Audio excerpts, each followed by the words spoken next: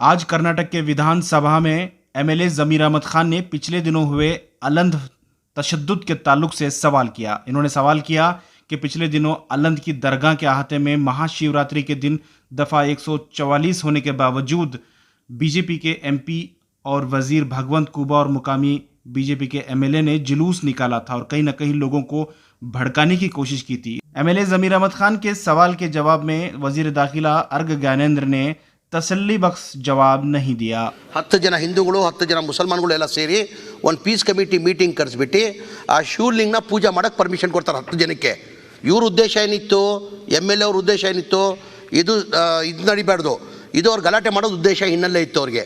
Peace committee meeting ಮಾಡಿ ಅವತ್ತು ಪೂಜೆ ಮಾಡೋಕ್ಕೆ ಅವಕಾಶ ಮಾಡಿಕೊಡ್ತಾರೆ, ಪೂಜೆ ಆಗ್ತದೆ, ಏನು ಆರಾಮಾಗಿ ಆಗ್ಬಿಡ್ತಿಲ್ಲ ಅಂತ ಹೇಳ್ಬಿಟ್ಟು ಪ್ರೊಸೆಷನ್ ಬರೋದಾಗತ್ತೆ ಏನಿತ್ತು। 27ನೇ ತಾರೀಕು ಪೀಸ್ ಕಮಿಟಿ ಕರೆದವ್ರೆ, 27ನೇ ತಾರೀಕು ಪೀಸ್ ಕಮಿಟಿ ಪೂಜೆ ಆಗಿದೆ, 1ನೇ ತಾರೀಕು ಬೆಳಗ್ಗೆ 10 ಜನ ಸೇರಿ ಪೂಜೆ ಮಾಡಿದ್ದಾರೆ। ಸ್ವಾಮೀಜಿಗಳು ವಿಡಿಯೋ ವಾಟ್ಸಪ್ ಕಳಿಸ್ತೀನಿ ನಿಮಗೆ, ನೋಡ್ಕೊಳ್ಳಿ। ಆಮೇಲೆ ಏನು ಮಾಡಿದ್ದಾರೆ, ಈ ಎಮ್.ಎಲ್.ಎ ಅವರು 144 ಸೆಕ್ಷನ್ ಇಟ್ಕೊಂಡು ಅವ್ರ ಮನೆಯಿಂದ ಕೇಂದ್ರದ ಮಂತ್ರಿ ಕೂಬಾ ಅವ್ರನ್ನ ಕರ್ಕೊಂಡು 3 ಜನ ಎಮ್.ಎಲ್.ಎ ಕರ್ಕೊಂಡು ಮೆರವಣಿಗೆ ಬರೋದು ಅಗತ್ಯ ಏನಿತ್ತು। ಅವ್ರ ಮೆರವಣಿಗೆ ಬಂದಿದ್ದ ಹಿನ್ನೆಲೆಯಲ್ಲಿ ಅಲ್ಲಿ ಗಲಾಟೆ ಆಗಿರೋದು। ಅವತ್ತು ಅವ್ರ ಮೆರವಣಿಗೆ ಬಂದಿಲ್ಲ ಅಂದರೆ ಆ ಗಲಾಟೆ ಆಗ್ತಾ ಇರಲಿಲ್ಲ, ಪೂಜೆ ಆಯಿತು।